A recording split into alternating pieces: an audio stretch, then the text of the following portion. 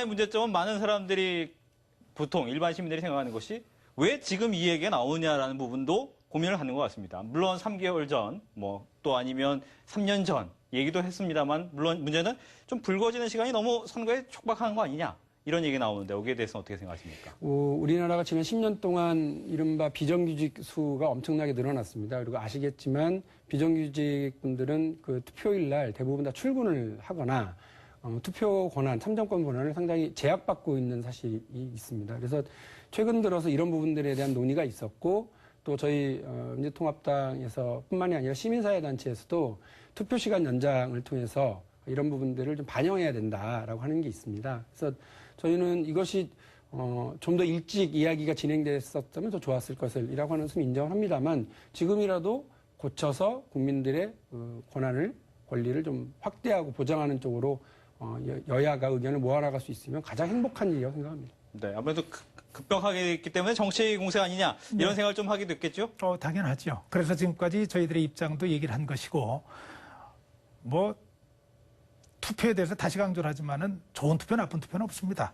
모든 것이 다 의미 있는 투표고, 모두가 참정권을 가진 국민의 입장에서는 권리도 행사하면서 의무도 행사해야 하는 것이거든요. 네. 그 부분에 있어가지고 이의는 있을 수 없고요. 한쪽에 정략적인 목적이나 한쪽에 정책적인 계산이 들어가서는 안 되는 문제라고 하는 사실만은 분명하게 좀 같이 인식을 했으면 좋겠습니다. 네, 알겠습니다. 이렇게 해서 우선 투표시간 연장에 대해서는 국회에서 전향적인 이야기가 좀 진행될 것을 기대해 보겠고요. 하지만 또 이제 국고보조금 환수골자로 한 먹튀 방지법 얘기가 좀 나왔었습니다. 예. 이 부분 좀 소개를 해주시죠. 아주 중요한 얘기입니다. 뭐냐면은 이번 대선이 가지는 큰 의미 중에 하나는 정치 개혁입니다. 그죠? 정치 개혁에 대한 국민의 여망이 있기 때문에 무소속 안철수 후보가 저렇게 정말 갑작스럽게 등장해서 오랫동안 국민의 지지를 받고 오는 것일 겁니다. 그 정치 개혁의 골자 가운데 하나가 정당에 대한 문제입니다. 정당 보조금을 축소해야 한다는 것을 안철수 후보가 이제 먼저 들고 나왔죠.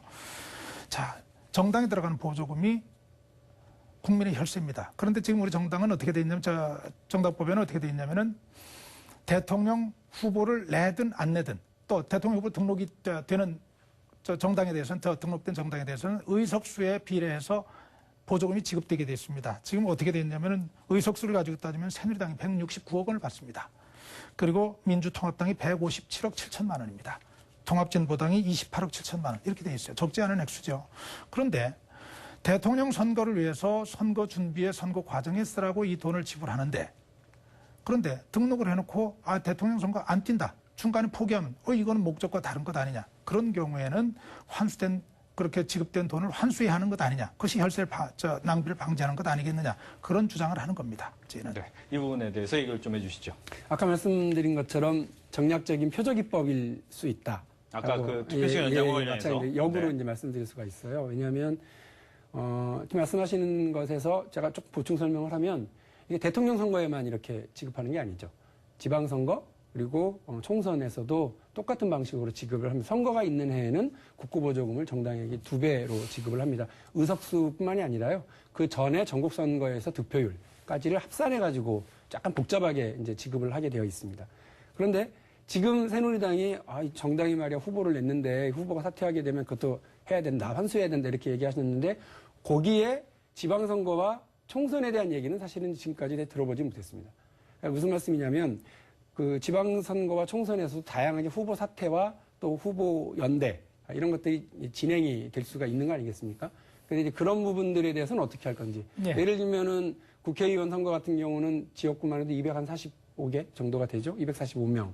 그리고 비례대표 합치면 또 엄청나게 많은 숫자가 있죠. 또 지방선거 같은 경우는 각 정당의 후보가 1000명까지도 되지 않을까 싶습니다. 그런데 이제 그 후보들을 사퇴할 경우에 그러면 이 퍼센테이지를 어떻게 할 건지까지 다 준비가 되셨을 거라고 보고요. 어느 정도나 그걸 반영하는지, 반영 비율은 어떻게 되는지 말씀을 좀 해줬으면 좋겠어요. 그게 네. 아니면 아마 이제 이번 단일화에 어떻게든 재 뿌려보고 소금 뿌려서 단일화 못하게 하는 것이 맞는가 아니냐라는 식으로 접근하는 표적입법이 될 가능성이 많아서요. 그 우려를 좀 덜었으면 하는 생각입니다. 네. 네, 보시죠. 이것도 이제 민주당이 야당이 좋아하는 방식으로 국민의 의견 한번 물어봤으면 좋겠어요. 자, 역시 선거를 앞두고 나온 얘기 부인하지 않습니다. 왜냐하면은 선거를 앞두고 지금 단일화 문제가 이슈가 되기 때문에 그래요. 정당이 후보를 못 내는데, 후보를 못 내는 정당에 국고를 그렇게 많은 돈을 지불한다고 하는 것을 그걸 뭘로 설명할 거예요? 예를 들면은 한 지역에서 굉장히 유능하고 똑똑한 아이가 있어요. 지역 발전 위해서 동네 유지들이 돈을 모아서 얘 유학 좀 보내자. 저도 가고 싶습니다. 그래요. 비행기 표 사고 학교 알아보는 것 같아요. 돈을 다 가서 잘 써라고 지불했어요. 근데 돈 다 주고 잘 갔나 봤더니 어느 날 봤더니 비행기 표만 사가지고 어디로 가서 미국을 안 나간 거예요. 어떻게 했어요, 그거는요? 그건 이게 안 되는 거예요. 그 돈을 다시 돌려받든지 불러다 준엄하게 혼을 내든지 그건 그런 기대가 있기 때문에 그래요. 국회의원 얘기 말씀하셨습니다. 국회의원 선거는 후보를 한 사람 내는 선거가 아니고 전국의 그 수백 개, 200개 가까운 선거구 가운데 국회의원들을 다 내는 당이 있고 내지 않는 당이 있는 거예요. 그래도 한두 석은 다 내게 돼 있습니다. 어디든지. 그런 당에 대한 국회의원 선거 전체에 대한 보조금입니다. 대통령 선거를 한 사람씩 내는 거예요. 정당에서 두 사람 대통령 선거 후보 내는 거 봤어요? 이거랑 그랑 비교하는 것은 제가 볼 때는 좀 문제가 있는 것이고요. 단일화 얘기가 나왔기 때문에 맞습니다. 저희는 단일화가 문제가 있다고 보기 때문에 이 얘기도 주장을 하는 겁니다. 단일화 뭔가요? 국민의 입장에서 볼 때는 그 단일화 하겠다는 그분들이 단일화를 통해서 뭔가 이루겠다고는 공통의 가치가 좀 보여줘야 돼요. 저분들이 단일화하면 정책이 어떻게 가겠구나. 저분들이 단일화 하게 되면은 나라가 어떤 방향으로 좀 움직일 수 있겠구나. 그런데 지금 두 분의 단일화를 얘기하는 데는 공통점이 별로 안 보여요. 박근혜 후보 이겨봐야 되겠구나. 이것만 보여요. 하나 그냥 간단하게 예를 들어 드릴게요. 정치개혁안을 안철수 후보가 굉장히 의미심장하게 내놨습니다. 3가지에 대해서 내놨는데 거기에 대해서 가장 혹평을 한 게 민주당에 저 정치 현실을 몰라도 너무 모른다. 저 국회의원 수 줄이는 것이 저게 문제가 아닌데 오히려 저거는 국회 특권식을 더 강화할 수 있는데 행정부에 대한 견제 기능을 더 약화시킬 수 있는데 접근법이 잘못됐다. 그러면서 심지어는 그쪽 당에서 제가 듣는 얘기는 순진해도 저렇게 순진할 수 있을까? 이게 대학교 한 1학년 정도 얘기 수준에서 하는 얘기 아닐까? 이런 얘기까지 하는 거예요. 그러면은 가장 중요한 정책에 있어서조차도 그렇게 갭이 큰데 그런 양 집단이 단일화해서 국민 앞에 뭘 내놓을 거예요? 국민은 뭘 볼 거고? 그런 부분에 대한 우려를 같이 제기하는 겁니다. 네. 논란이 단일화로 또 넘어갔는데 우선 좀 앞부분에 대한 얘기를 좀 들으셨을 텐데. 예, 단일화 관련해서 새누리당이 저렇게 얘기하면 이제 늘 하는 말이 있습니다. 네. 얼마 전에 오늘 의결했나요? 어제 의결했나요? 그 선진통일당하고 합당하시는 분 의결하셨잖아요. 죄다 탈당하시더만요, 선진통일당분들. 다 탈당하시면서 뭐라고 그러냐면 가치와 비전이 다르니까 한다는 거예요. 그리고 이인재 의원이 이인재 대표가 또 이렇게 정략적으로 한다는 거죠. 그 탈당하시면 탈당의 변이 그렇습니다. 그리고 제가 새누리당의 어느 인사로부터도 이번 선거에 도움이 되겠습니다라고 하는 말씀만 들었지 가치와 비전이 어떻게 같은지 모르겠어요.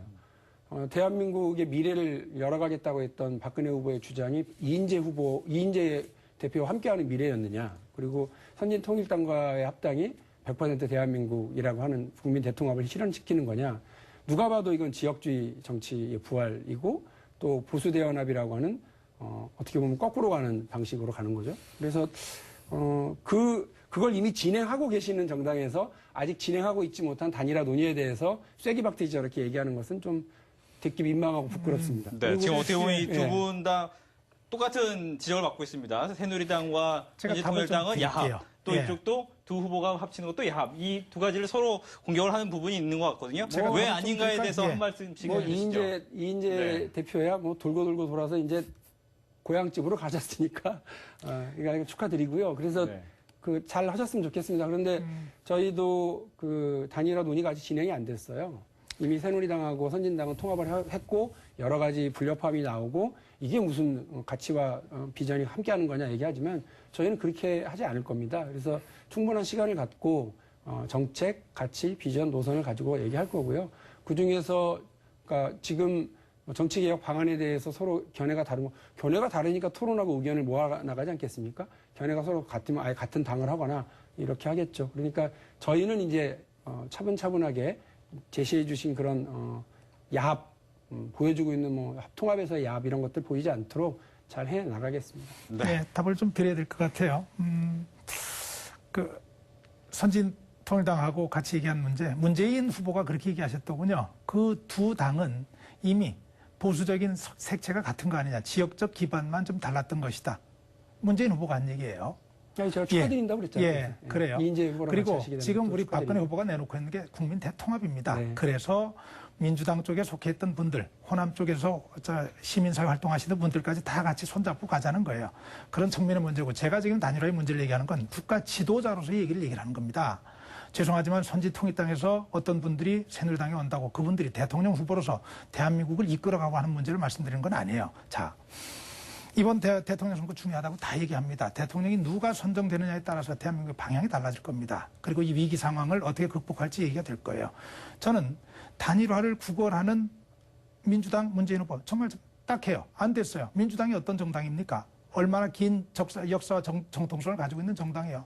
까딱하다가는 후보도 못 낼지 몰라요. 안철수 후보 그런 기존 정치 체제의 잘못된 걸 극복하고 너무 서겠다고 나와서 기존 정치에 대한 부정 그리고 그걸 쇄신을 통해서 앞으로 가겠다는 것이 그분의 정치의 존재 이유이자 그분에 대해 거는 국민의 희망이에요. 그런데 본인이 쇄신의 대상이라고 얘기하는 데하고 같이 손을 잡는다? 그건 국민에 대한 배신이죠. 국민을 우롱하는 거예요. 아무리 목적이 정당해도 수단까지 정당화시킬 수 없다고 하는 것 우리 너무 많이 배웠지 않습니까? 그런 부분에 관한 부분을 우리가 단일화에 대해서 얘기를 꼭 좀 짚지 않을 수 없다는 것이고 하나 분명한 것은 이제 49일 남았습니다. 49일 남았으면 국민은 대통령 후보가 누가 됐든 그 사람이 가지는 생각, 그 사람이 그리는 미래 대한민국의 모습, 같이 일하는 사람들의 생각 모든 걸 다 속속들이 알아야 합니다. 알아야 그걸 보고 선택을 할 수 있어요. 49일 남았는데 두 정당이 생각조차도 지금 정리를 못하고 있어요.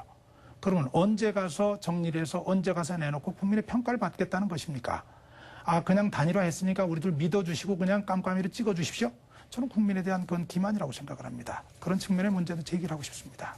네, 여기에 대해서 반론 좀 해주시죠.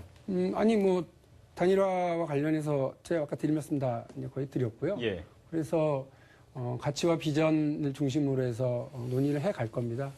안철수 후보 측에서 11월 10일까지 정책을 마련해서 발표하고 나서 논의가 진행되면 좋겠다는 의사를 밝히신 걸로 아는데 저희 생각은 단일화를 위해서 준비해야 될 것이 많이 있습니다. 어느 날 갑자기 뭐 가위바위보를 통해서 후보를 결정할 게 아니기 때문에 충분히 지금 박성규 대변인께서 우려하시는 그런 일이 없도록 뭐 이른바 TV 토론도 해야 될 것이고요. 정책 공약에 대한 서로의 합의들도 이뤄나가야 되겠죠. 그래서 단일화 논의, 그다음에 정책 비전 마련을 위한 논의 이게 투트랙으로 진행해 가자라고 네. 하는 뭐 제안도 드리고 있는 겁니다.